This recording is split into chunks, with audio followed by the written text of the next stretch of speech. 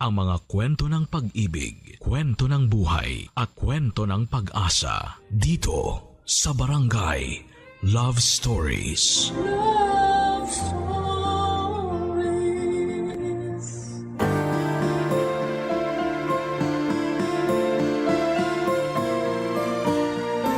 Kaya mo bang mapalayo ng matagal na panahon sa iyong pamilya? Alang-alang sa pagkakataong mabigyan sila ng magandang buhay. Ilang taon ang kaya mong isakripisyo para sa kanila? Dear Papa Dudut, itago niyo na lamang po ako sa pangalang Mateo. Kaunti na lang ay malapit na akong maging senior citizen. Dapat ay malakas pa ako at puno ng sigla. Pero meron akong mabigat na pinagdaraanan ngayon at tiyakong hindi lamang ako ang may ganitong karanasan. Dati po akong seaman papadudot, dekada 90 noong una akong sumampa sa barko. Meron na kaming 2 anak noon ng asawa kong si Teresa. Mahirap kasi ang buhay namin noon at hindi sapat. Ang kinikita ko bilang isang mekaniko. Kaya gumawa ako ng paraan para makasampa ng barko kahit mababa lamang ang posisyon. Kaya lang papadudot, napakahirap pala ng buhay ng isang manlalayag. Mahirap ang mapalayo sa aking mag-iina. Ako pa naman yung tipong hindi mapalagay kapag malayo sa akin ang asawa ko. Lalo na at siya lamang ang kasakasama ng aming mga anak. Kaya naman isang desisyon ang agad kong pinagpaalam sa aking asawang si Teresa Papadudut.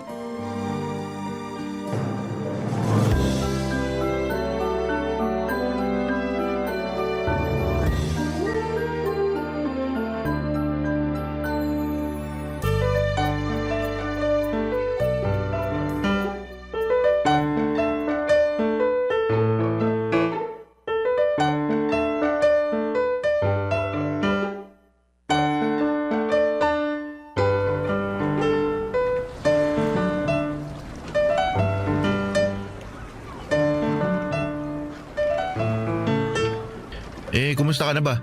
Ayos nga lang ako. Tinanong mo na ako niyan kanina eh. Pasensya na. Namimiss lang kasi kita eh. Ako rin naman.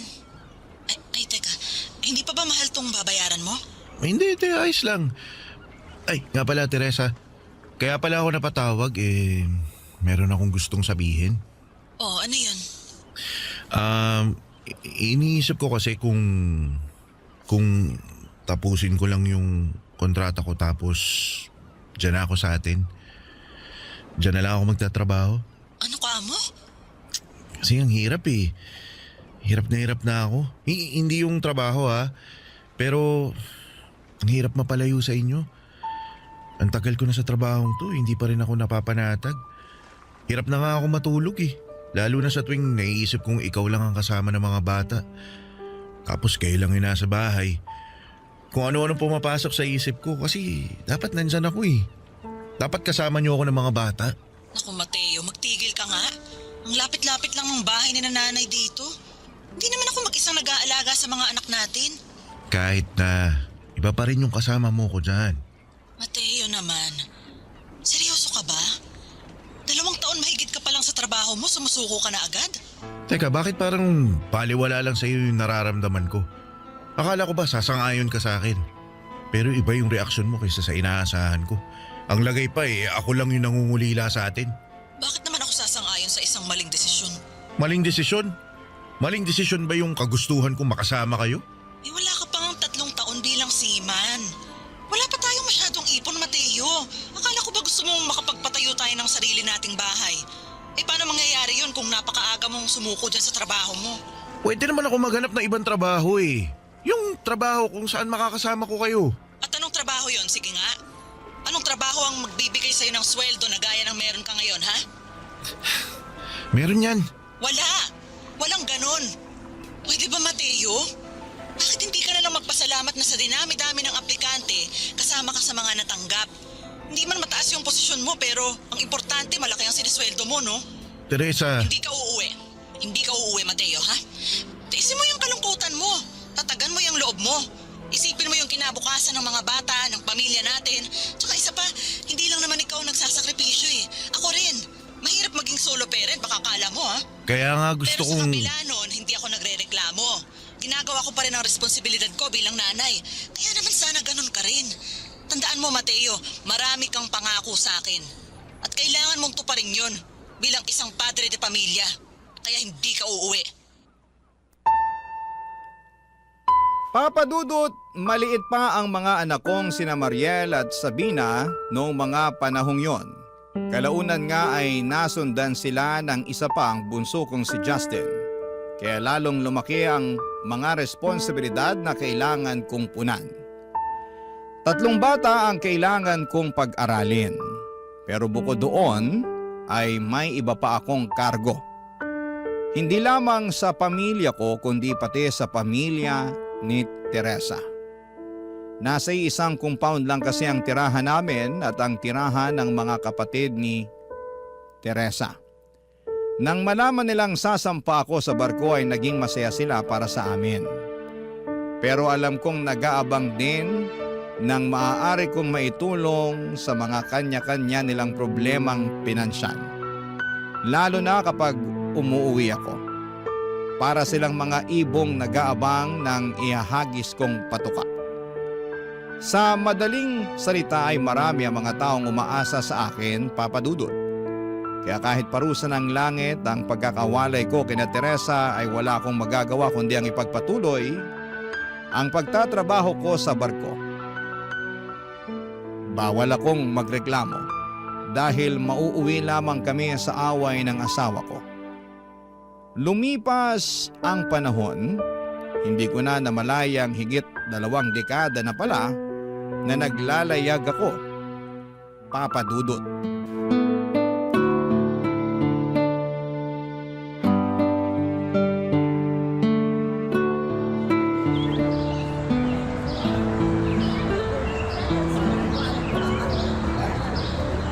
Pambira naman itong lugar na ito eh. Kita mo parang ang mamahal. Maghanap na lang tayo ng grocery tas magluto tayo sa barko. Ano ba naman? Ang ganda-ganda dito tapos gusto mong bumalik agad sa barko? Ayoko, uy. Tara na, puntahan na natin sina Efren. Mukhang mapapagastos pa tayo eh. Marami naman tayo eh. Kasama ni Efren, sina Oka at saka si Luis. Sigurado namang may mga alipores pa silang kasama. Tsaka, magsaya na tayo ngayon. Kasi mamaya daw, merong mga sasampa. Anong may mga sasampa? Ay sus, to naman. Gets mo na yung sinasabi ko. Mga bebot. Ay, nako ayoko na mga ganyan. Aba, magsalita ka, akala mo, hindi mo nasubukan na. Isang beses ko lang nagawa yon. At matagal na panahon na lumipas. Ay nako, pero nasubukan mo pa rin. At saka masaya naman, di ba? Ko magtigil ka nga. Mabuti pa mauna ka na. Puntahan mo na sila. Hayaan mo muna akong makapaglakad-lakad. Eto naman huwag ka ng KJ. Halika na. Sumama ka na sa akin. Ayoko nga. Sige na. Hayaan mo na ako. Magsaya na kayo. Halika na kasi. Gastos lang yung gagawin nyo eh. Minsan lang to. Kahit pa minsan. Kung ubusan naman ng pera, ayoko. Halika na. Halika na. Ayoko nga sabi. Huwag mo na akong pilitin, Joel. Kayo na lang. Ano yan? Anong nangyari sa'yo? Teka lumabo bigla yung mata ko. Nahihilo ka ba? Anong nararamdaman mo? Sandali nga tumabi muna tayo. Sige, tara. Doon tayo sa gilid. Alalayan na kita. Ayos lang ako. Hoy! Mateo! Kumapit ka sa akin. Kapit ka. Halik! Balik tayo sa barko. Halika! Dali! Halika!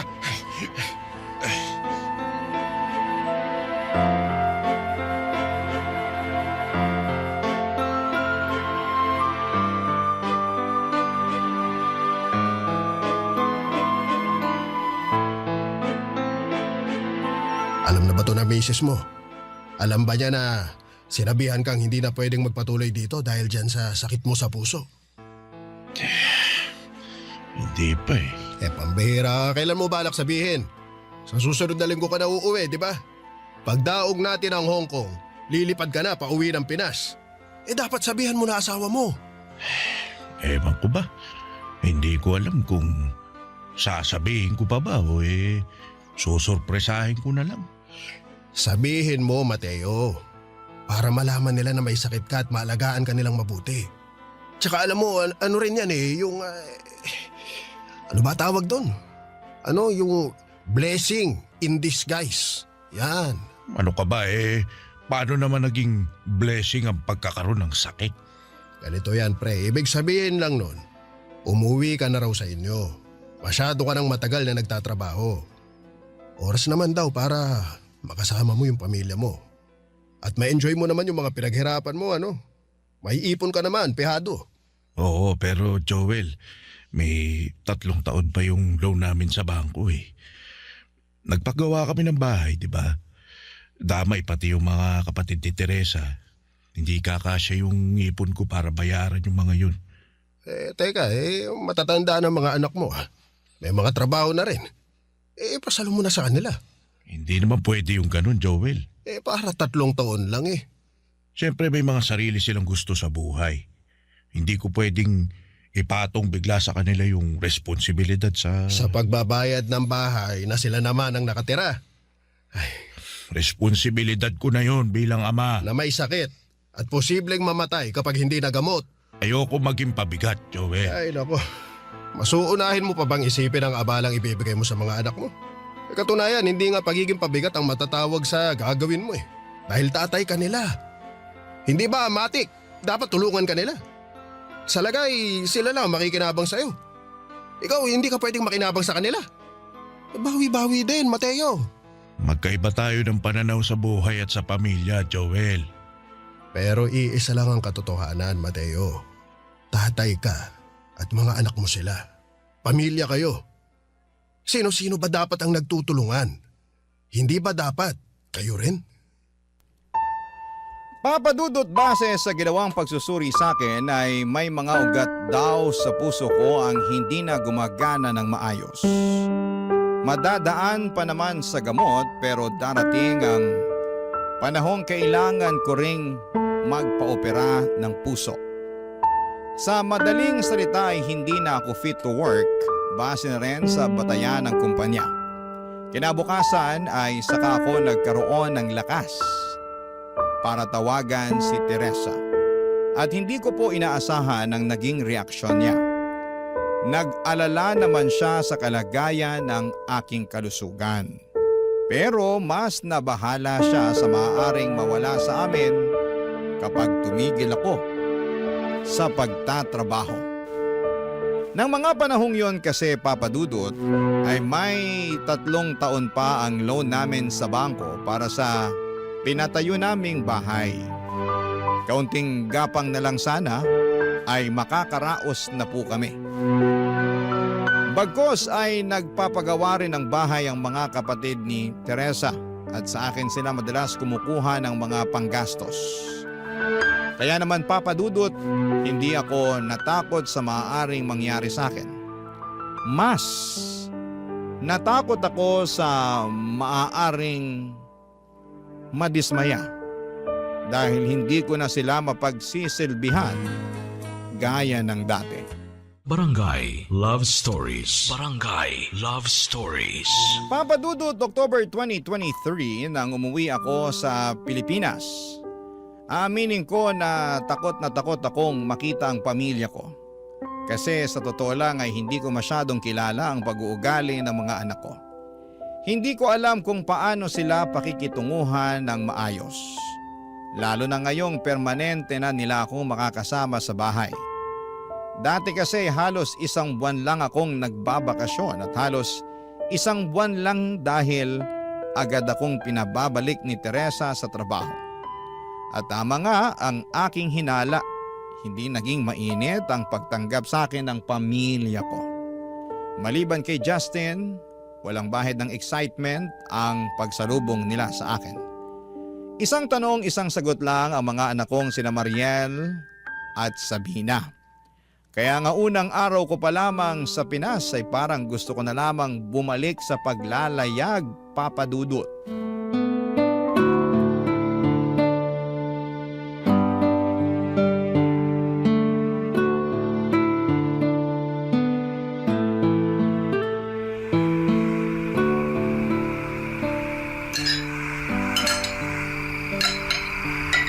Justin, Po. kumain ka pa. Ang dami pang ulam. Opo, sige po. Ate, paabot ng pansit. Ay, teka. Thank you. Sabina, magkanin at ulam ka. Hindi yung puro pansit lang. Opo.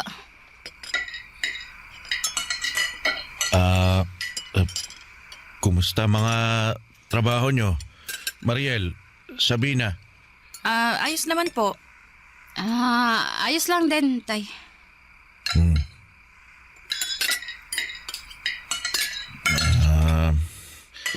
Masaya naman ba kayo sa mga trabaho nyo? Sakto lang. Eto si ate masaya. Andun yung jowa niya eh. Nahimik ka nga dyan. Hindi ka pa ba mag-aasawa, Mariel? Pwede naman na sa edad mo na yan, ah. Mag-iipon muna ako, tay. Mukhang matagal pa nga eh. Lalo na ngayon, may kailangan pa palang bayarang bahay. Mariel, Totoo naman po Mag-aambagan kami ni Sabina at Justin. oo nga, pero hindi ito ang oras para pag-usapan yan. Kararating lang ng tatay nyo. Oh. Magsaya muna tayo. Saka na yung problema. Magsaya? Mariel, Uy, ate. nag-usap na tayo, Mariel ha. Umayos ka. Sorry po, pa. Pagod lang. Galing trabaho. Ayos lang, nak. Ayos lang. Pag-uusapan naman talaga natin yung tungkol dito sa bahay. Oo, pero bukas na yan. Kararating mo palang, Mateo eh. Ang dapat sa'yo magpahinga, lalo na't may kondisyon kang kailangan bantayan. Kaya kayong tatlo, Mariel, Sabina, Justin, ayoko munang pag-usapan ng kahit anong problema sa unang araw ng tatay nyo dito. Hayaan nyo munang mag-relax yung tatay ninyo. Naiintindihan nyo ba? Opo. Yes, ma.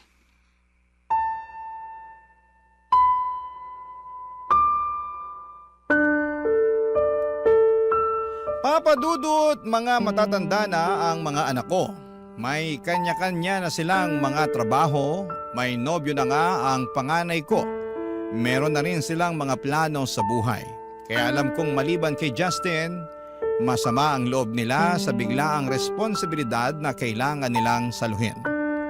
Kaya sa mga sumunod na araw ay pinaramdam nila sa akin ang kanilang inis. Tahimik sila kapag nasa hapag kami at kumakain. Minsan nga ay hindi sumasabay sina Mariel at Sabina. Dumalas din ang pag-alis nila ng bahay. At sa tuwing inaaya ko sila para mamasyal, ay lagi silang abala kuno. Kahit si Teresa ay maraming palusot. Kesyo gastos lang daw ang mamasyal at magsaya sa iba't ibang paraan.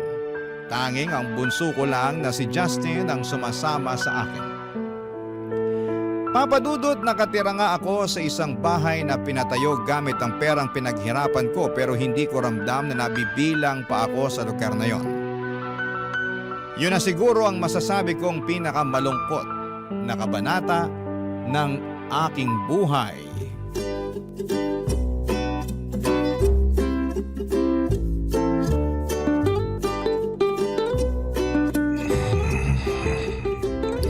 Oy, Justin, nakakarami ka na. Ako naman. Tapos mo ako na. Sino may request dyan? Bakit ba ang ingay-ingay? Manahimik ka nga. Di ka naman Kita na nagpapahinga yung tao eh. Oy, Justin, paabot na Sino ba yung mga yon?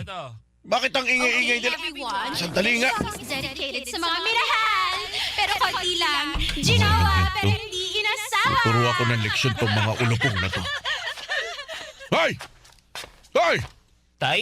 Bakit ang ingay-ingay nyo? Kita nang natutulog ako eh. Nagawa nyo pa talaga mag-videoke this oras na ng gabi. Tay? Wala na kayong pakundangan. Mga walang galang.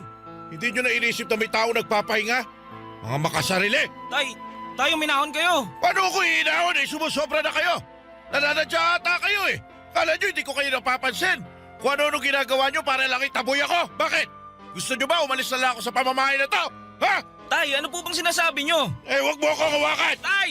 Lana, nababaliw na. Ano sabi mo? Ano mo ikaw, Mariel? Namumuro ka na sa akin, ha? Oh, ano ginagawa ko sa'yo? Alam ko may galit ka sa akin. Bakit? Dahil sinalo nyo ang pagbabayad nitong bahay? Kaya ano? Pasimple nyo akong ginagantihan? Iniinis nyo ako? Nababaliw ka na! Ano sinabi mo? Tay! Ay! Anong nangyayari dito, ha? Bakit kayo nag-aaway? Nay, si tatay nagbabaliw-baliwan na naman. Mateo, ano bang nangyayari, ha? Nagtanong ka pa eh, kasama ka rin nila. Ano? Anong kasama? Yung mga walang yamong anak. Nagbibidyoke pagkalakas-lakas. Nananadya yata dahil alam nagpapahinga ako. Ano ka mo? Bidyoke? Oo, pati yan si Sabina. Naku, makatili sa mikropono eh. Tay, huminaw na po kayo. Tigilan mo nga kakasabi sa akin yung minahon. Justin, ikuha mo ng tubig ang tatay mo. Dali. Opo. Mateo, umupo ka muna, ha? Huminga ka ng maayos. Bang, Kailangan mong huminahon. pagsabihan mo yung mga anak mo ha. Mateo, hindi nag-iingay ang mga bata. Tingnan mo ang paligid mo. Nasaan ang video kung sinasabi mo, ha? Nagbibidyoke nga. Yang si Sabina pa yung naabutan ko may hawak ng mikropono eh. Mateo, wala si Sabina dito. Nasa trabaho pa siya. Ano nasa trabaho eh? Narinig Tingnan ko. mo nga. Tumingin ka sa paligid mo. Nasaan si Sabina? Wala. Wala. Wala rin yung videoking sinasabi mo. Nakapatay nga yung TV, oh. Sina Mariel at Justin lang ang nandito. Ito, nagbabalot sila ng mga regalo para dun sa reunion natin yan sa Pasko. Mateo, baka naman nananaginip ka lang. Baka maluwag na tornilyo. Mariel! Kung bakit kasi hindi na lang bumalik sa barko eh. Tama na yan. Tumigil ka na. Bahala nga kayo dyan.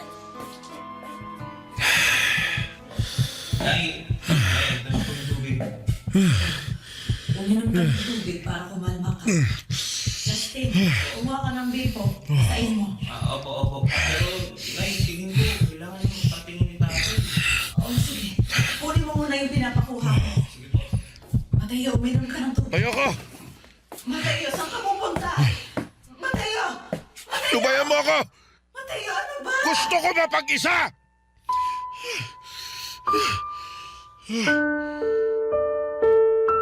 Papadudot ng mga panahong yon ay may mga kakaibang nangyayari sa akin. Para ba akong nababaliw? May mga nakikita at naririnig ako na hindi naman pala totoo. Para akong minumulto na hindi maipaliwanag. Sa isip ko noon ay maaaring dala ito ng matinding stress dahil sa mga pinagdadaanan ko. Minsan naman ay hindi ko makontrol ang emosyon ko. Kapag naiinis ako ay nauuwi yon sa matinding galit. Nagiging paladabog ako at minsan ay bigla na lamang akong magtataas ng boses. At namamalayan ko na lamang ang mga nagawa ko kapag tapos na. Dahilan para lalong lumayo ang loob sa akin ni Mariel at Sabina. At syempre, kampi sa kanila ang kanilang ina.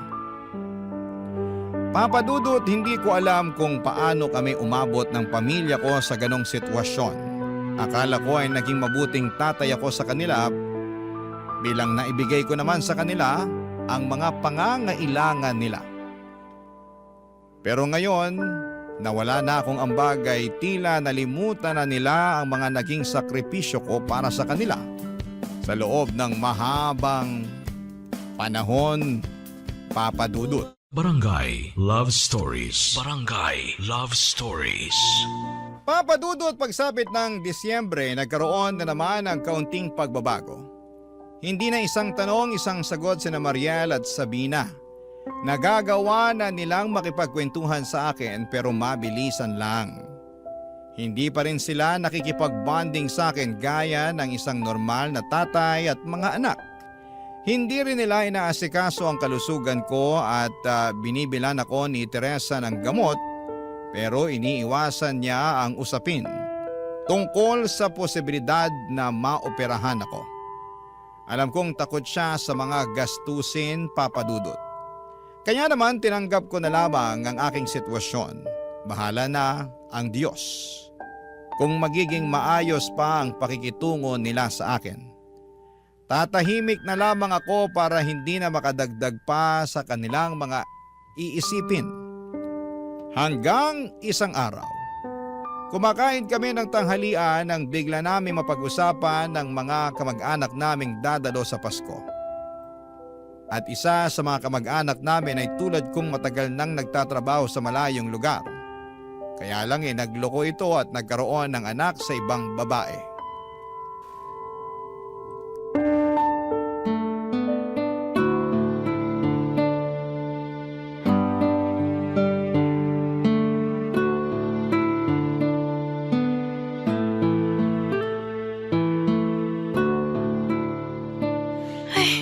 Kaya nga, ayoko ng mga long distance na mga ganyan eh.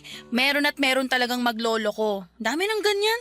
Tapos ang idadahilan, kalungkutan, na parang kala mo, abswelto na siya pag yun yung ginamit na palusot mong abnormal. Buti na lang si tatay matino. Di natin sure. Oh my God! Tay! Tanong lang, faithful ka ba kay nanay? Wala ka bang naging kabit o kafling sa barko? Lalo na sa linya ng trabaho nyo ha, tagal-tagal yung nasa barko. Kayo-kayo lang ng mga katrabaho mo doon. Wala ka bang katrabahong malandi? Sabina, ano ba naman tanong yan? Curious lang, ma. O ano, tay? Uy, be honest, tay, ha? Kahit yung mga yung mga one-night stand lang, wala? Nakeri mong magtagal nang di kasama si nanay? Hoy, Sabina!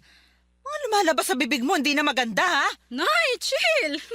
Chill ka dyan. Ayoko ng mga ganyang usapan. Normal lang naman ang ganun. Ano ka mo, tay? Normal? Bakit? Nagawa niyo ba, tay? Nagloko na ba kayo? May naging kabit kayo? O one time, big time lang? Lo si ate abnoy. Isang beses lang naman. Oh my God. Ano sabi mo, Mateo? Matagal na yon. Di ko na nga matandaan yung itsura ng babae. Mateo! Matagal na yon, Teresa. Wala lang yun. Ibig mong sabihin, niloko mo nga ako? Niloko mo ako, Mateo? Teresa, wala akong kabit. Nililinaw ko lang. Bayarang babae lang siya. Walang hiya ka! Ang kapal ng mukha mong lang yung babae! Pinatulan mo pa rin siya! Nay! Hayaan mo si nanay! Kung mong sasabihin, isang beses lang yon. Kung nagawa mo na, malamang kaya mong ulit-ulitin. Kaya Mateo, umamin ka na ha? Ilang beses mo na nagawa yon, ha? Ilang beses ka nang tumikim ng iba? Sigurado ka mga bayarang babae lang sila? O baka naman may pangalawang pamilya ka na. Ay, huminahon po kayo. Ginawa ko ang lahat, Mateo. Tapos ganito lang ang igaganti mo sa akin? Kung ikaw, pagod sa pagtatrabaho, pas ako rin! Hindi lang ikaw ang nagsakripisyo. Akala mo ba madali magpalaki ng 3 bata mag-isa? Hindi! Hindi mo alam dahil hindi mo naman sila naalagaan. Tapos, ang lakas ng loob mong mambabae. Teresa, isang beses lang yun. Nakainom lang ako. Nangungulila ako sa'yo nun. Kaya sumiping ka sa iba, ganon? Bakit? Makikita mo ba kami ng mga anak mo kapag may kinama ka? Malungkot lang ako nun. Ay, sabi na eh. Gusto ko lang nakayakap. Nang katabi sa kama kahit isang beses lang. Nakakaawa ka naman pala, ano? Kawawa ka naman, wala kang kayakap. Hiyang-hiya naman ako sa'yo, napakababoy mo! Teresa, kung ikaw yung nasa lugar ko, baka magawa mo rin ang nagawa ko. Manahimik ka, Mateo, ha? Hindi ako tulad mo. Dahil kung ako nasa lugar mo, uuwi ako sa pamilya ko kaysa maghanap ako ng iba at saka... Aba, yun na nga yung gusto kong gawin eh. Pero ikaw tong may ayaw. Ayaw mo akong pauwiin eh. Ang daming beses ko nang binalak mag-resign para makasama kayo pero pinigilan mo ko. Dahil may mga responsibilidad ka pang kailangang tugunan. O ginawa ko naman yun. Kaya nga kinain ako ng kalungkutan. Ikaw sa tuwing kausap kita, wala ka ng lambing. Puro tungkol na lang sa pera yung bukang bibig mo. Ultimo problema ng mga kamag-anak mo, gusto mo tayo pa yung lumutas. At sina Mariel, si Sabina, hindi ko makausap ng matino. Alam mo kung bakit? Dahil hindi ko alam kung ano sasabihin ko. At hindi rin nila alam anong itatanong sa akin dahil wala naman silang pakialam sa ginagawa ko. Sinong hindi malulungkot nun? May pamilya nga ako pero wala akong malalim na koneksyon sa inyo. Pero hindi yun dahilan para pagtaksilan mo ako. Teresa, patawarin mo ko. Pero sana maniwala ka. Isang beses ko lang nagawa yun. Huwag mo akong gawing tanga. Alam mo, mabuti pa. Mabuti pa lumayas ka sa harap ko. Lumayas ka na sa pamamahay na to. Ayaw na kitang kasama, lalong ayaw kitang makatabi sa kama. Kaya sige, mag-impake ka na ng mga gamit mo. Maghanap ka ng ibang matutulugan. Doon ka magpakargo sa mga babae mo. Total naman, magiging pabigat ka na sa pamilyang ito. Papadudot, sabi nga nila, nahuhuli sa bibig ang isda. Wala sa loob ko ang ginawa kong pag-amin. Natural na lang na lumabas ito sa aking bibig na parang wala lang. Kaya naman laking gulat ko nang biglang magwala si Teresa. Totoo naman ang aking sinabi, isang beses lamang akong pumatol sa isang bayarang babae habang nakadaong ang barko namin sa ibang bansa. Totoo ring ginawa ko lamang yon dala ng matinding kalungkutan. Hindi ko intensyon na maghanap ng kabit, ni hindi ko na nga maalala ang itsura ng babaeng nakasiping ko. Alam ko naman na mali ang magtaksil sa asawa. Ang akin lang tao lamang ako at nagkakamali.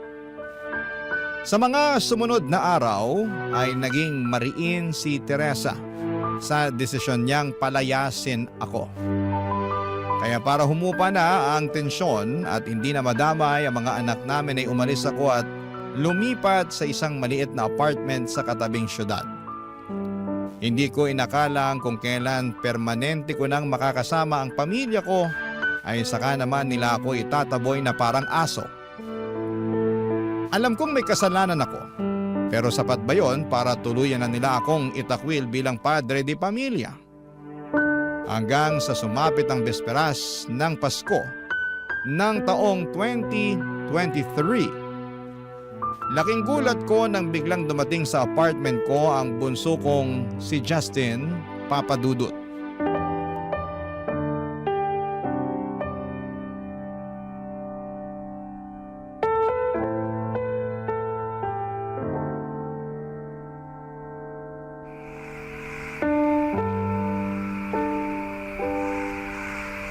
Nga pala, may dala akong pagkain tayo. Mga handa sa bahay. Pang Noche Buena natin mamaya. May pansit, barbecue, inihaw na manok, tsaka buko pandan. Buti, di natapon. May kare-kare pa sana kaso naubusan na ako ng ganitong lalagyanan eh.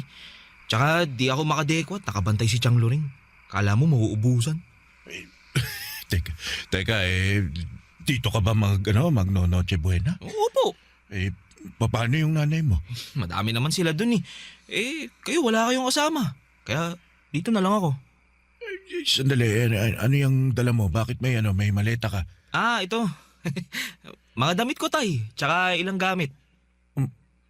Mga damit? Bakit ka may dalang mga damit? Kasi plano kong dumito muna ako eh. Anong ibig mo sabihin?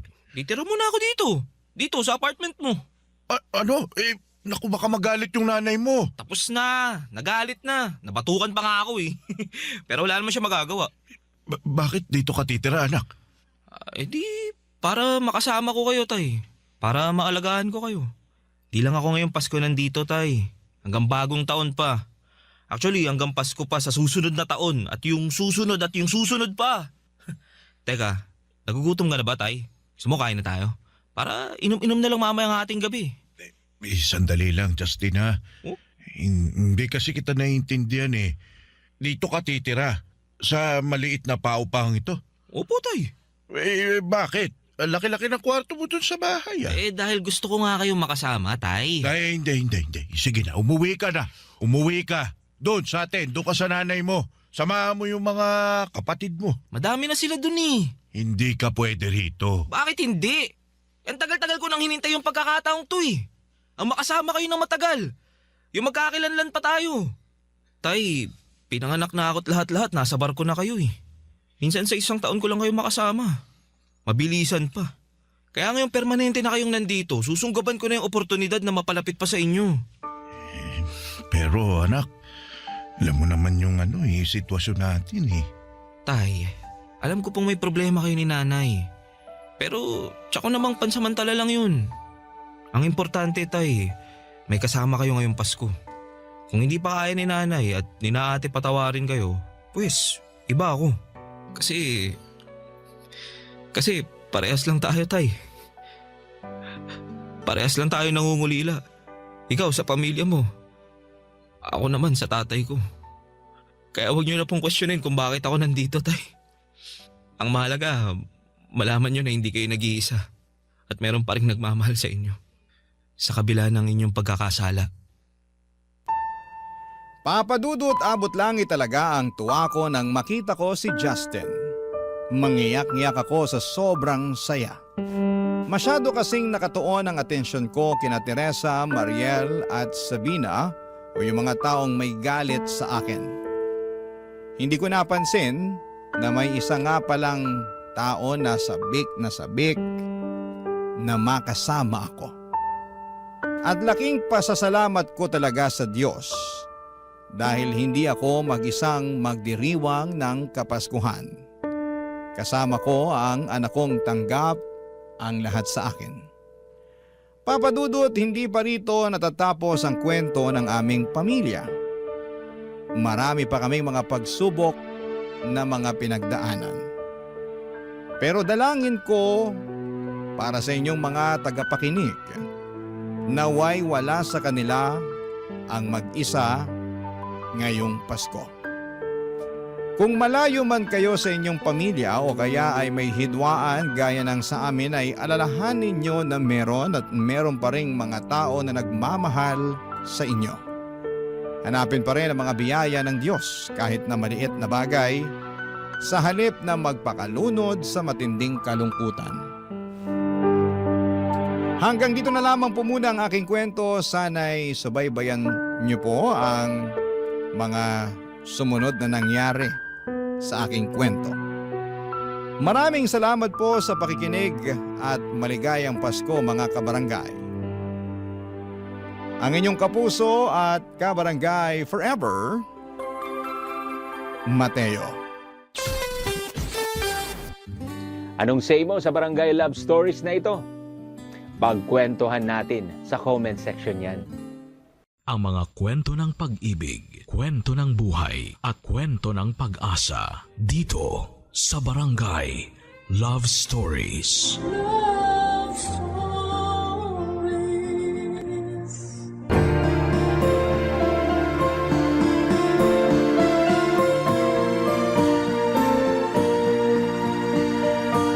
Walang ibang hinangad ng isang magulang kung hindi ang kabutihan para sa kanyang anak. At palagi niyang inuuna ang kapakanan nito kesa sa kanyang sarili. Ikaw kabarangay, ano ang gagawin mo kapag nalaman mong niloloko lang pala ng taong mahal niya ang pinakamamahal at pinakaiingatan mong anak?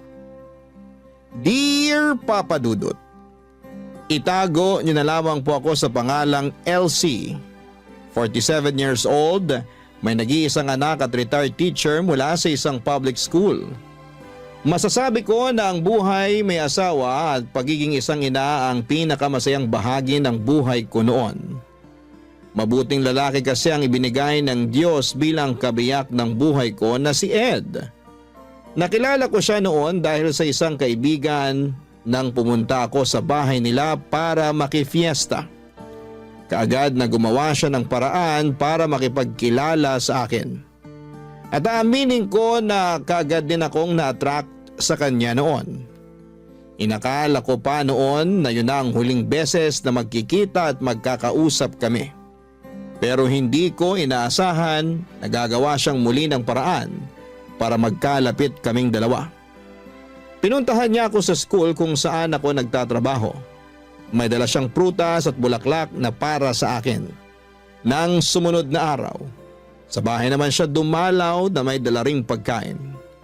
Hanggang sa nanligaw na nga siya at hindi siya nabigo na tuluyang makuha ang pag-ibig ko. Nang magpakasal kami at magsama sa isang bahay bilang mag-asawa, doon ko na na-realize na hindi ako nagkamali ng lalaki na piniling mahalin. Dahil wala siyang ibang ginawa kung hindi ang iparamdam sa akin kung gaano ako kaswerte na siya ang napangasawa ko. Naging mapagmahal at responsable siyang asawa sa akin at tatay sa anak namin. Pero ang masayang pagsasama namin ay hindi pala talaga panghabang buhay. 3 taon pa lang ang anak naming si Dennis nang tuluyan akong iwan ni Ed nang namatay siya ng dahil sa cardiac arrest, Papa Dudut.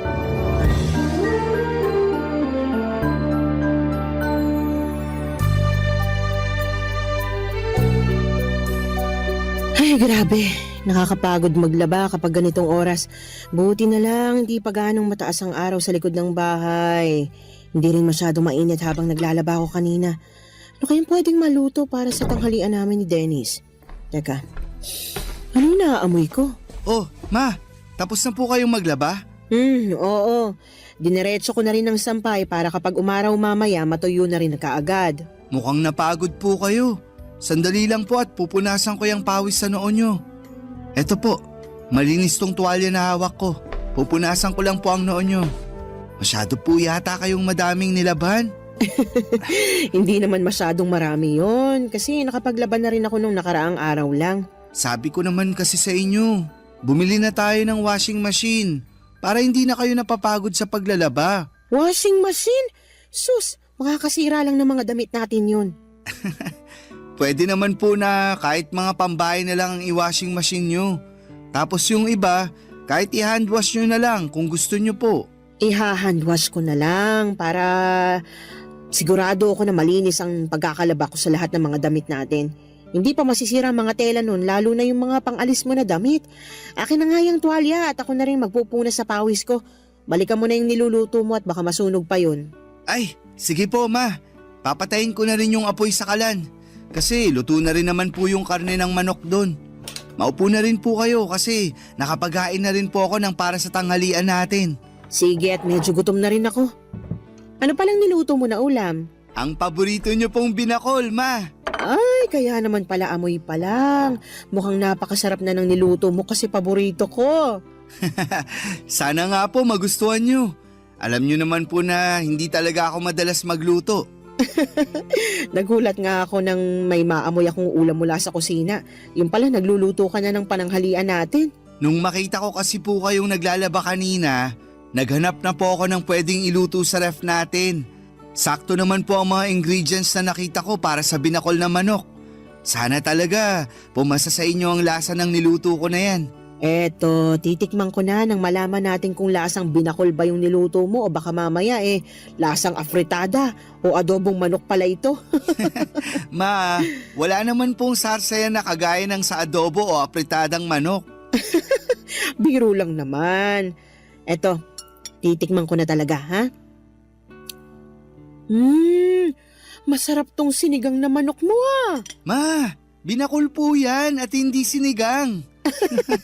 Pero seryoso na anak, masarap tong niluto mong binakol na manok. Talaga po, Ma? Walang halong biro? Walang halong biro. Pwede ka na ngang mag-asawa sa sobrang sarap nitong niluto mo. Asawa agad, Ma? Hindi ba pwedeng girlfriend muna? Bakit, meron na ba? Nako, mukhang meron na nga. Kung meron man, ipapakilala ko po kaagad sa inyo. Saka, wag po kayong mag-alala. Hindi ko naman po pinapabayaan ang pag-aaral ko. Alam ko naman yon. Napakatalino mo kaya. Siyempre, kanino pa ba naman ako magmamana kung hindi sa paboritong mama ko?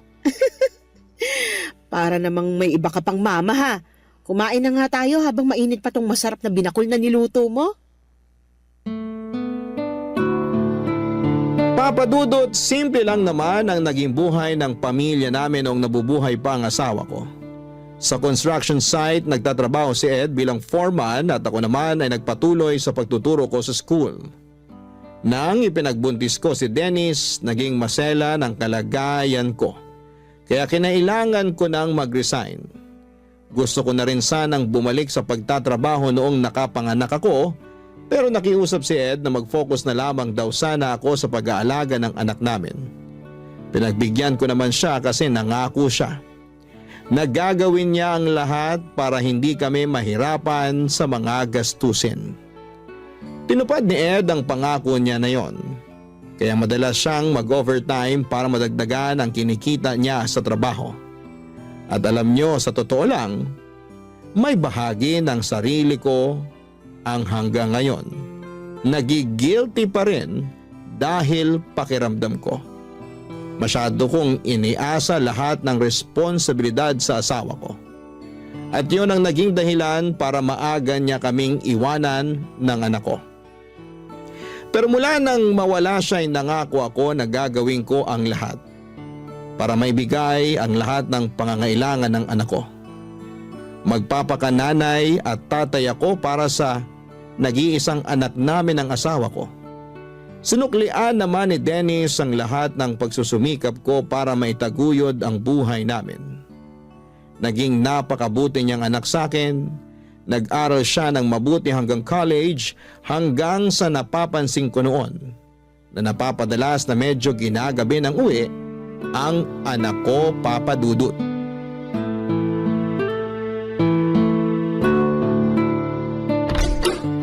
Mukhang hindi pa nakakauwi si Dennis dito sa bahay ah.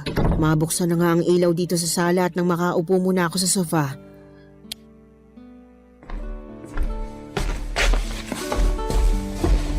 Ay, nakakapagod yung mga klase ko kanina. Ang hirap talaga kapag may bumibisita sa amin ng mga head teacher mula sa ibang school. Napakaraming dapat asikasuhin. Ma, nakauwi na po pala kayo. Kakadating ko lang dito sa bahay, nagpapahinga lang ako ng konti tapos mag-aasikaso na ako ng pagkain para sa hapunan natin. Nagugutom ka na ba? Hindi pa naman po. Uupo na lang din po muna ako dito sa sofa. Gusto mo bang buksan natin ang TV? Hindi na po, kasi wala naman po akong inaabangan na palabas sa TV ng ganitong oras. Sige, pero bakit parang napapadalas yata na ginagabi ka ng uwi ngayon? May inaasikaso lang po ako. Tungkol ba yan sa introduction ng research paper ninyo? Hindi po, ma. Baka napapadalas na masyadong pagsama mo sa gimikan ng mga kaibigan mo ha? At napapabayaan mo ng pag-aaral mo. Wala namang problema sa akin kung kanino ka pa bumarkada, basta hindi makakaapekto sa pag-aaral mo. Hindi po ako gumigimik. Kasi wala rin naman po akong hilig sa paglalakwatsa o pagtambay sa kung saan-saan. Saka, konti lang din naman po ang kaibigan ko sa school. Ayoko rin ang nakikipag-usap sa kung sino-sinong estudyante na walang kinalaman sa subject ko. Mabuti naman. Pero bakit nga napapadalas na ginagabi ka ng uwi dito sa bahay? Ang totoo po, naghahanap po kasi ako ng trabaho. Trabaho? Para saan? Para sa OJT mo na ba yan sa susunod na taon? Hindi ba masyado pang maaga para asikasuhin mo ang OJT mo? Hindi po para sa OJT yung trabaho na hinahanap ko. Para saan nga? Nakukulangan ka na ba sa allowance na binibigay ko sa'yo? May gusto ka bang bilhin kaya nagdesisyon ka maghanap ng trabaho? Tumaas na bang tuition fee mo at hindi ka nang nagsasabi sa akin? Ma, hindi po sa ganun. Hindi naman po kulang yung ibinibigay nyo na allowance sa akin. Madalas nga po na sobra pa. Wala rin po akong gustong bilhin na kahit na ano. At hindi rin po nagtaas ang tuition fee namin. Ang totoo, naghahanap po ako ng trabaho kasi plano ko na pong huminto sa pag-aaral ko. Ano? Anong sabi mo, Dennis? Nagbibiro ka lang, 'di ba? Pinaprank mo lang ako kaya sinasabi mo yan ngayon. Hindi po ako nagbibiro at mas lalong hindi ko po kayo pinaprank. Seryoso po ako sa sinabi ko na hihinto na ako sa pag-aaral. Pero bakit nga? Anong pumasok sa isip mo basta ka nalang gumawa ng ganyang klaseng desisyon? Ma, sana po maintindihan niyo ang desisyon ko na to kasi sa totoo lang, hindi rin po ito madali para sa akin. Mas lalong hindi madali para sa akin yung sinasabi mo. At hindi kita maiintindihan hanggat hindi mo pinapaliwanag na maayos kung bakit gusto mong huminto sa pag-aaral. Sorry po, Ma. Kailangan ko lang po talagang gawin to kasi buntis po yung girlfriend ko. May girlfriend ka? Opo. At magkakaanak na po kami kaya kailangan ko po siyang panagutan. Ito po ang dahilan kung bakit Nagdesisyon ako na hindi na mag-enroll sa susunod na semester. Magtatrabaho na lang po ako para sa magiging anak namin. Papa Dudut, masasabi ko na maswerte ako sa dalawang lalaki na ibinigay sa akin ng Diyos. Responsable at mabait na asawa si Ed. Pati na rin sa malambing at matalino kong anak na si Dennis. Akala ko talaga noong mawala si Ed ay hindi ko nakakayanin na magpatuloy pa sa buhay. Mula kasi nang maging mag-asawa kami, lahat ng bagay sa buhay ko ay nakaplano ng kasama si Ed. At paano ko pa susundin ang mga plano na yon kung hindi ko na makakasama ang asawa ko? Iniisip ko na lamang na kailangan ko pa ring magpakatatag para sa anak ko. Dahil ako na lang ang pwedeng asahan ni Dennis, Papa Dudut. Mabuti na lamang at lumaki talagang mabait, malambing, masunurin at matalinong bata ang anak ko. Hindi niya ako binibigyan ng sakit ng ulo at bonus na lang talagang mahusay siya sa mga klase niya. Masasabi ko rin na marami siyang namana sa tatay niya. Kasama na doon ang hilig na bumuo ng mga malalaking pangarap para sa hinaharap. Pareho din sila ni Ed na pangarap na mabigyan ako ng malaki at maayos na bahay. Ang sabi ko naman, masaya na ako sa simpleng buhay na meron ako basta kasama ang anak ko. Ang hindi ko inaasahan noon, yung malaking pagbabago na mangyayari dahil sa pagpasok ng bagong tao sa buhay namin, Papa Dudut. Barangay Love Stories. Barangay Love Stories. Papa Dudut, sa totoo lang, gusto kong magalit nang sabihin sa akin ni Dennis na nakabuntis siya ng babaeng hindi ko pa nakikilala. Hindi ako nagagalit kasi masisira o magbabago lahat ng mga plano at pangarap ni Dennis para sa akin. Yung inis at sama ng loob na nararamdaman ko ay para sa anak ko. Kasi bukod sa mga pangarap niya para sa akin ay meron din siyang sariling pangarap na alam kong magugulo ng dahil sa mga nangyari. Ang kinakasama pa ng loob ko noon ay yung desisyon niya na huminto sa pag-aaral. 1.5 taon na lang kasi at makakagraduate na dapat siya sa college. Kaya lang ay hindi ko na siya napilit pa na ituloy ang pag-aaral niya. Kahit sinabi ko na handa akong tulungan siya sa lahat ng gastusin sa college at sa magiging anak niya, ayaw niya raw kasi na ipasa sa akin ang responsibilidad dahil sa pagkakamaling nagawa niya. Sinabi ko naman sa kanya na hindi isang pagkakamali ang makabuntis ng babae. Sadyang naging mapusok lamang sila at hindi nakalimutan na maging responsable sa mga desisyon na ginagawa nila noon, Papa Dudut.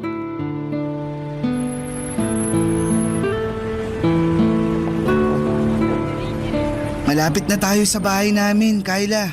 Medyo malayong lakaran pala to, no? Oo, kasi bihira ang dumaraan na tricycle dito sa street namin.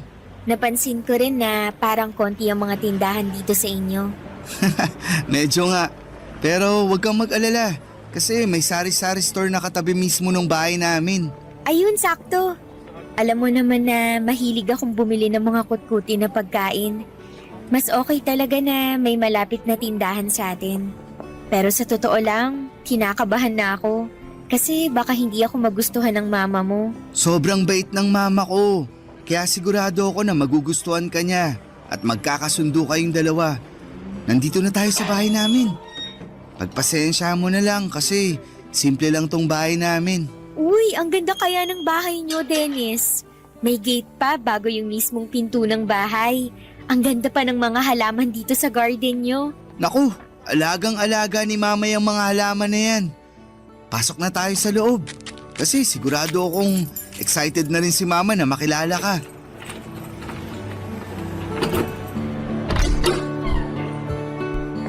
Ma, nandito na po kami ni Kyla. Mabuti naman at dumating na kayo.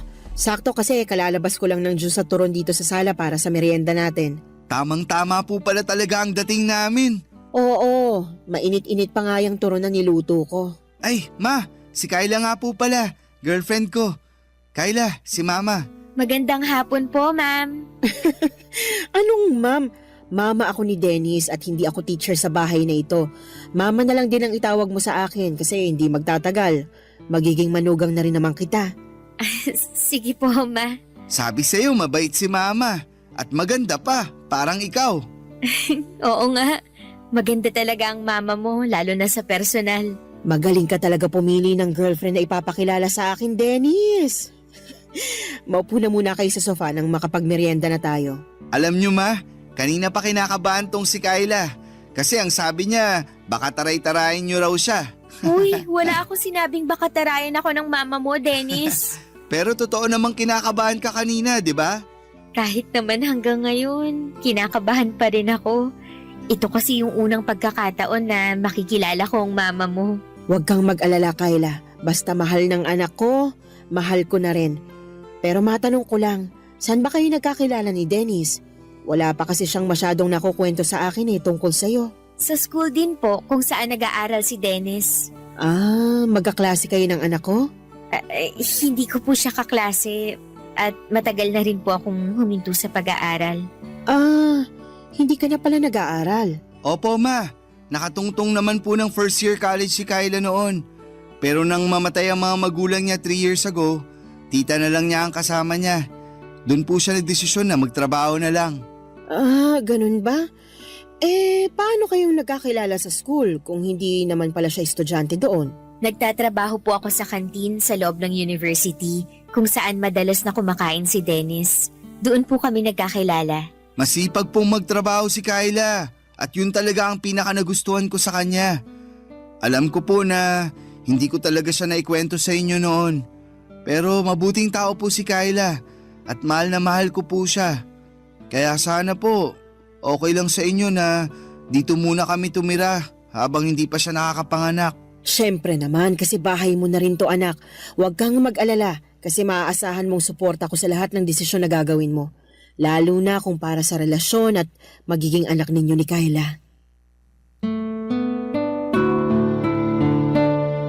Papadudot, wala talaga akong alam na kahit na ano tungkol kay Kayla.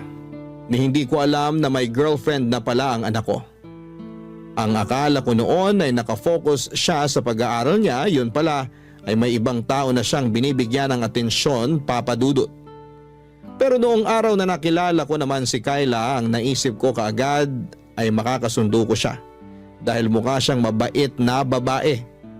Nalaman ko rin noon na halos 3 taon na pala ang tanda niya kay Dennis. Medyo halata ngayon nang unang beses ko siyang makita sa personal.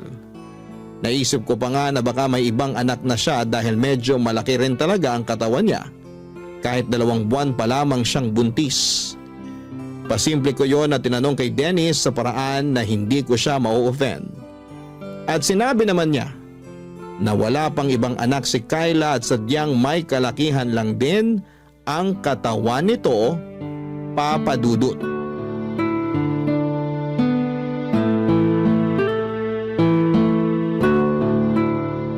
Ma, gagabihin po pala ako ng uwi mamaya. Huwag niyo na po akong hintayin ni Kayla na maghapunan. Ipagtatabi na lang kita ng ulam para mabilis kong mainit pag uwi mo dito sa bahay. Bakit pala gagabihin ka ng uwi? Kulang po kasi kami ng waiter sa restaurant kaya kailangan namin magdagdag ng oras sa duty namin. Naku, sayang naman kasi balak ko pa namang magluto ng paborito mong igado na ulam para sa hapunan. Talaga? Ipagluluto mo ako ng paborito ko? Oo, kaya nga plano kong sumama mamalengke mamaya kay mama eh. Pwede mo pa rin namang iluto yung paborito ko, Kayla. Hindi na nga lang tayo sabay na makakapaghapunan kasi ayoko mapuyat ka sa paghihintay sa akin. O sige, pero siguraduhin mo na kakainin mo yung iluluto kong ulam ha? Kahit sunog pa yung luto mo, kakainin at uubusin ko lahat yan. Grabe ka naman. Hindi pa naman ako nakapagluto ng sunog na ulam nung nagtatrabaho pa ako sa kantin. Joke lang naman yun. Ikaw naman akala ko naman nakatikim ka na ng sunog na luto ng girlfriend mo. Naku ma, masarap po magluto si Kayla. Ay talaga? Opo, kasi minsan binibigyan niya pa ako ng pagkain na niluto niya sa bahay nila kapag wala siyang pasok sa kantin. Malapit lang din po kasi yung bahay ng tita ko sa university kung saan nag-aaral dati si Dennis. Kapag wala po akong trabaho, dumadaan po siya doon para saglit na dalawin ako o makipagkwentuhan sa akin. At kapag aalis na po ako, palagi na po siyang may pabaon na pagkain sa akin. Kaya pala may mga oras noon na maaga kang umaalis ng bahay natin. Akala ko may inaasikaso ka lang na para sa mga klase mo eh. Opo, ma. Pero never ko naman pong pinabayaan ang pag-aaral ko kahit nanliligaw pa lang ako noon kay Kyla. At kahit po boyfriend ko na si Dennis, palagi ko rin pong pinapaalala sa kanya na mag-focus sa pag-aaral niya. May isang beses lang po talaga na naging mapusok kami. Sorry po, ma.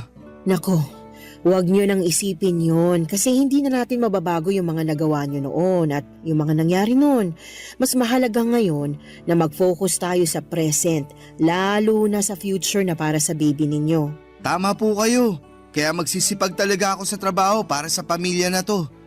Teka, kailangan ko na nga rin po palang umalis kasi baka malate pa ako. O sige, mag-iingat ka anak. Opo, ma. Lalabas na rin po ako ng bahay. Bye-bye po. Bye, Kyla. Bye, mag-iingat ka.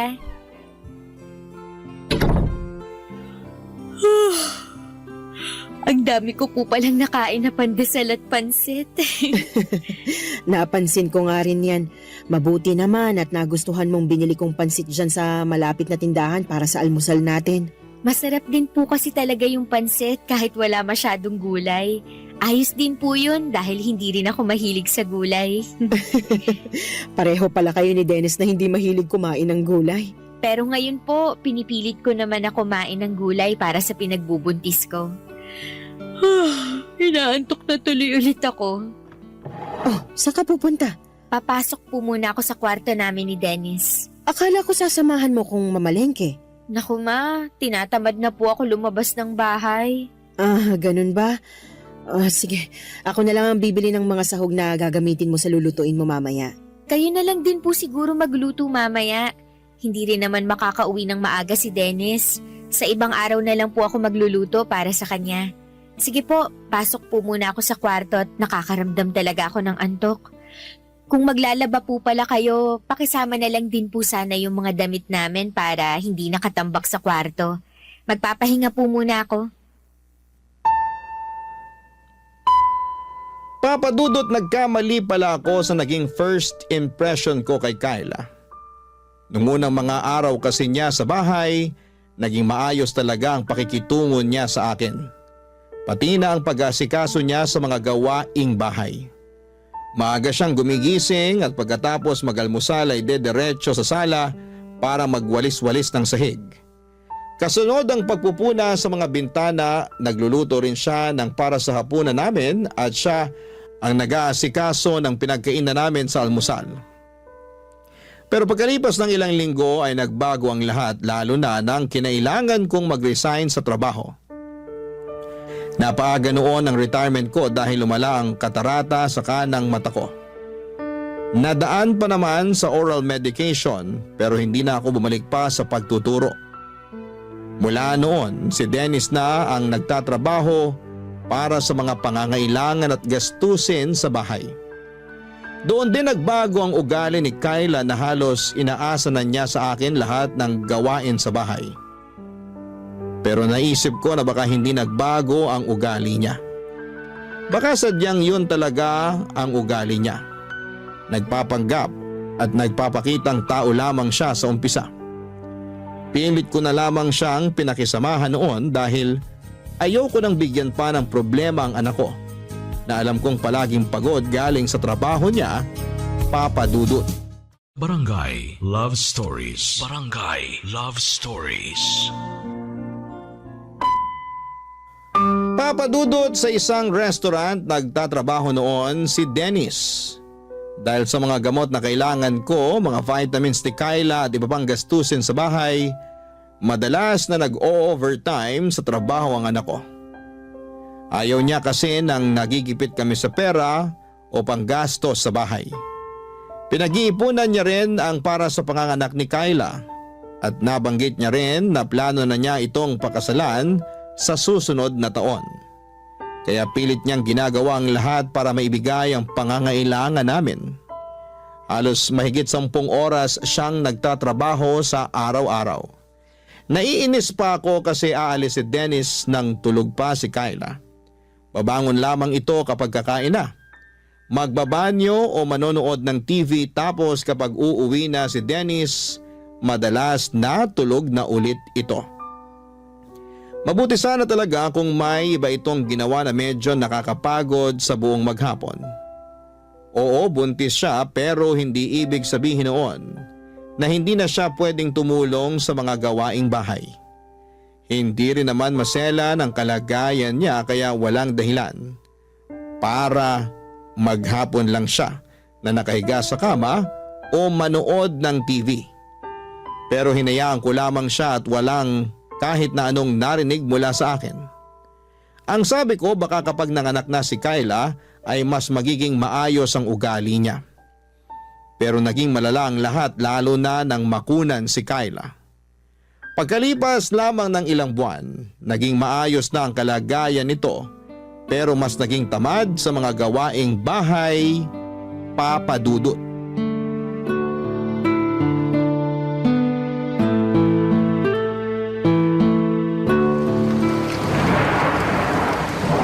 Naku, ang lakas ng ulan sa labas ng bintana. Kung kailan naman patapos na ako dito sa niluluto ko. Mababasa pa yung mga nilaban ko kahapon. Mapakuha ko na nga lang muna yun kay Kyla. Kyla! Kyla! Pakisilong muna nga muna yung sinampay sa labas bago pa tuluyang mabasa ng ulan. Kyla! Naririnig mo ba ako? Ang sabi ko pakisilong muna yung mga sampay natin. Hindi ko na maiwan tong niluluto ko rito, Kyla. Sige po, Ma. Isisilong ko na po. Mabuti naman at lumabas na rin siya ng kwarto. Buong araw na lang siyang nakakulong doon at hindi man lang magwalis sa sala. Lahat na lang ng kailangang asikasuhin dito sa bahay, ako nang gumagawa. Haluin ko na nga munang mabuti itong mga gulay. Ayan, mukhang ayos na itong niluluto ko rito. Mapatayin na ang apoy sa kalan at silipin ko muna si Kyla kung nagtitiklop na ba siya ng mga sinilong na damit. Kyla, tinitiklop mo na ba yung mga sinilong mo mula sa labas? Ay, teka, nasaan ang babaeng yun? At talagang iniwanan lang dito sa sofa yung mga damit na kinuha niya mula sa sampayan? Ay, mga basa pa yung iba sa mga ito.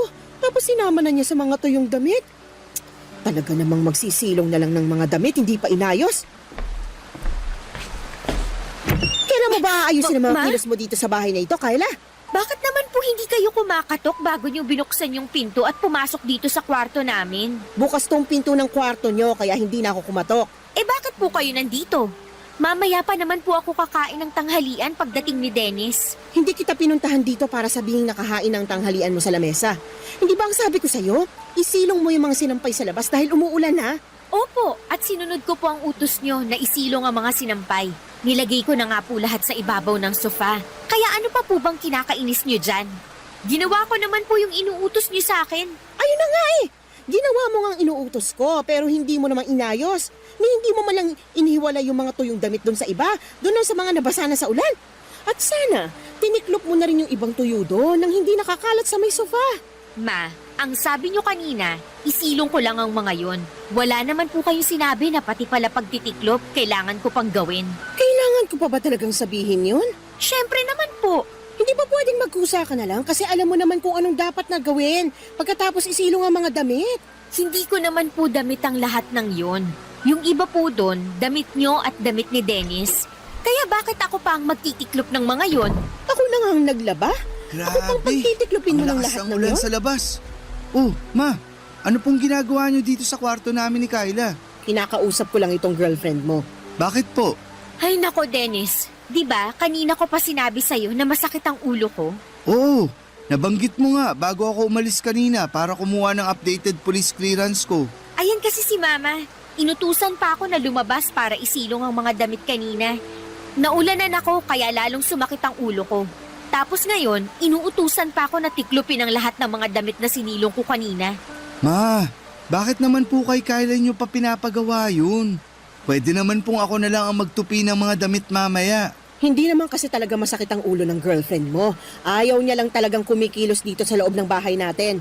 Ma, Kanina pa po sinabi sa akin ni Kyla na hindi talaga okay ang pakiramdam niya. Basta, ako na po ang magtutupi ng mga damit mamaya. Huwag niyo na pong ipagawa yun kay Kyla para makapagpahinga na lang din po siya. Nakapagluto na po ba kayo ng para sa tanghalian natin? Oo, maghahain na ako para sabay-sabay na tayo makakain ng tanghalian.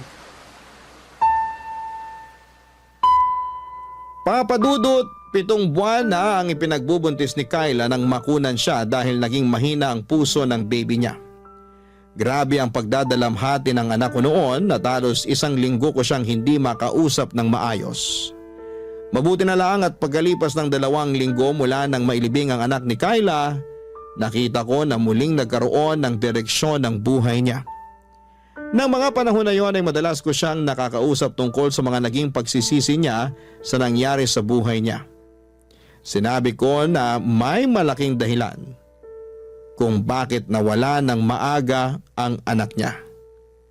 Parang yun nangyari sa akin noong maaga rin akong nabiyuda. Isa sa mga dahilan yon para mas lalo kaming maging matatag at sinabi ni Dennis na magfo-focus na lamang daw siya sa amin ni Kyla. At sa plano niya na pakasalan ito sa susunod na taon, kung ano ang pagsusumikap na ginagawa ni Dennis sa buhay ay kabaliktaran naman ang ginagawa ni Kyla sa bahay namin. Lumala ang pagiging tamad niya sa bahay at may mga oras na kapag nakikisuyo ako na tulungan niya ako sa ibang gawain, kagaya ng pagwawalis sa sala o pagluluto, palagi niya akong sinisigawan at sinasabi niya na abala ako sa pagsa-cellphone niya. At nang minsang magkasagutan pa kami ni Dennis, nang dahil sa kanya ay gusto ko talagang magalit sa anak ko dahil mas kinampihan pa nito ang babae na yon kesa sa akin ang nanay niya. Pero pilit ko na lamang na pinalampas ang lahat noon at patuloy na tiniis ang ugali ni Kyla. Pero ang isang bagay na hindi ko talaga natansya noon ay nang makita ko si Kyla na nakikipagharutan sa isang lalaki sa may mismong harapan ng gate ng bahay namin. Tinawag ko siya noon pero hindi niya ako pinansin tapos ay tinarayan pa. Hindi ako nakatiis pa kaya naman nilapitan ko sila, pinalis ko yung lalaki at pilit na pinapasok si Kyla sa loob ng bahay, Papadudot. Bakit ka naman po binastos yung bisita ko, ma? Binastos? At siya pa talaga yung nabastos? Tama ba yung ginawa niyong paghaharutan sa harap mismo ng bahay ko? Ano pong paghaharutan ang sinasabi niyo? Pinsan ko lang po yung kausap ko kanina sa may gate. Pinsan? Ang sabi mo nung nakaraan, delivery rider yon na naghahatid lang ng mga ino-order mo na kung ano-ano sa online. Oo nga po. Pinsan ko po yung delivery rider na yon. Ano na naman po ba yung iniisip niyo na hindi maganda tungkol sa akin? Hindi ako mag-iisip ng ganito kung wala akong nakikita na masamang ginagawa mo. At kailan pa po naging masama yung pakikipag-usap sa pinsan ko? Huwag mo ang binibilog ang ulo ko. Hindi lang kayo nag-uusap ng lalaki na yon. Nakita ko na hinahawakan niya ang kamay mo at hinalikan ka pa niya sa pisngi mo. Ang laswa niyo naman pong mag-isip, ma. Ang hirap po sa inyo. Lahat na lang ng ginagawa ko dito sa bahay na to, mali sa paningin niyo. Eh, kailan ka ba gumawa ng tama? Ultimo pag-aasikaso ng mga kailangan gawin dito sa bahay, hindi mo naman ginagawa ng tama. Magpapalaba ka na nga lang ng mga damit mo, hindi mo pa ilagay sa tamang lalagyan. Pati na nga ang mga pinagkainan mo, basta mo na lang iniiwan sa lababo. Kita niyo na? Napakarami niyo naman pong issue sa akin. Kanina, yung pakikipag-usap ko sa labas ng bahay.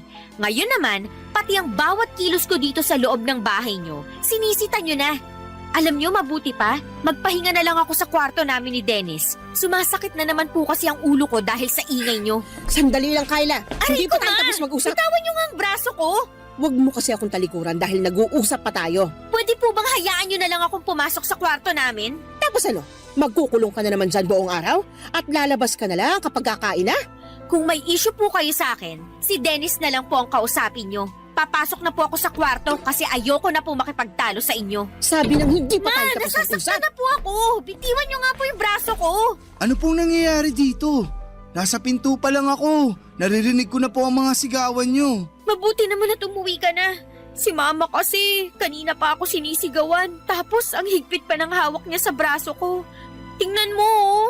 Halos magmarka na ang kamay niya sa balat ko. Ma, bakit nyo naman po sinisigawan at sinasaktan si Kyla? Hindi ko siya sinisigawan at mas lalong hindi ko siya sinasaktan. Gusto ko na kasing magpahinga, pero ayaw niya pa akong papasukin sa kwarto natin. Ano ba talagang nangyayari dito? Yung girlfriend mo kasi, nakita ko nakikipagharutan sa ibang lalaki dyan sa labas ng bahay natin. Doon pa talaga sa may gate natin.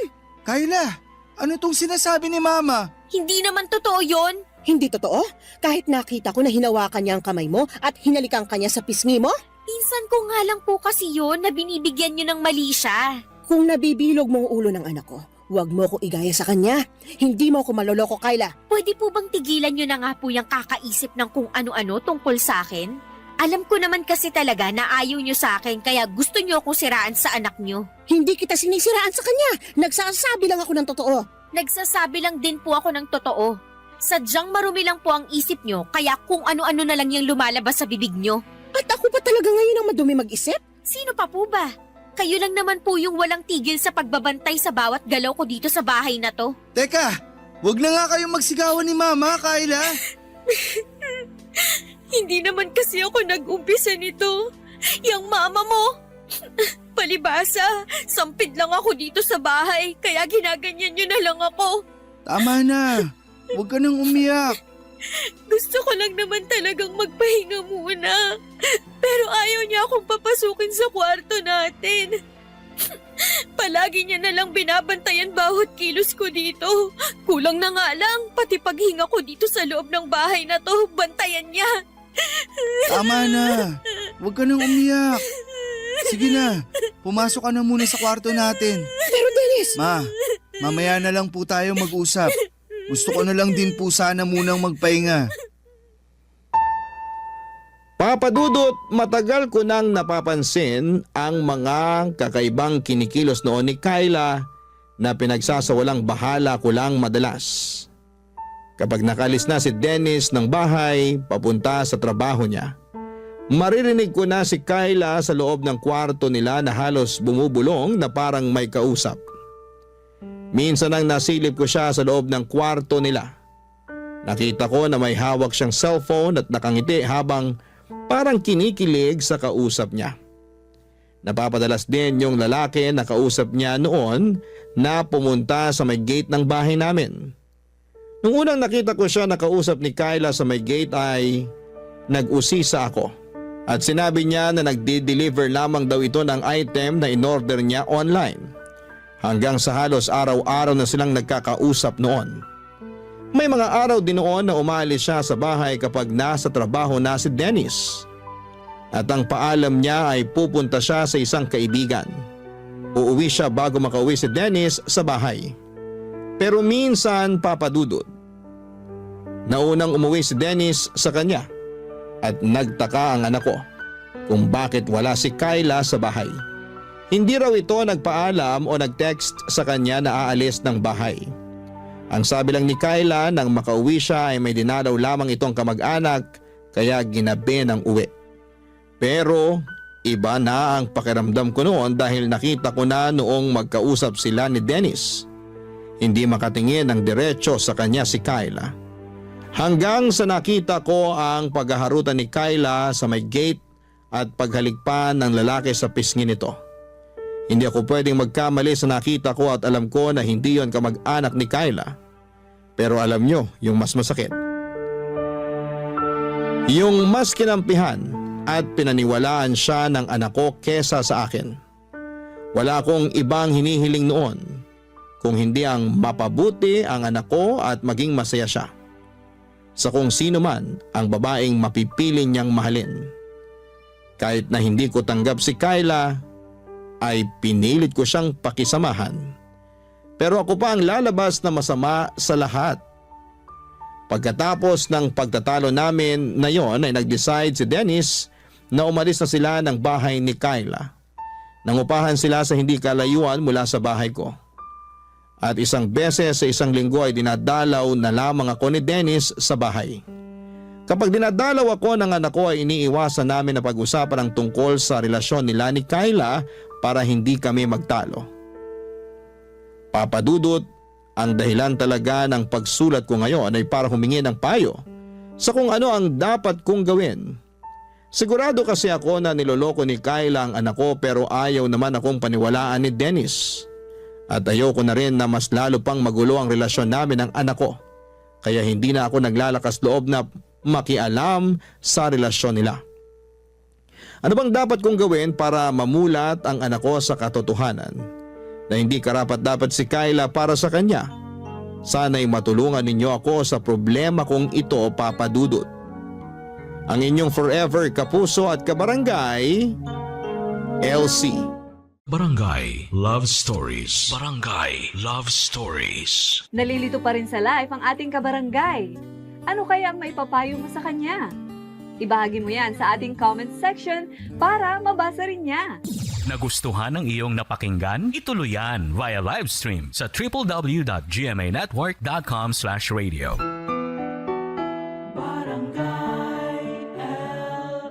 In Mega Manila, 97.1. Forever!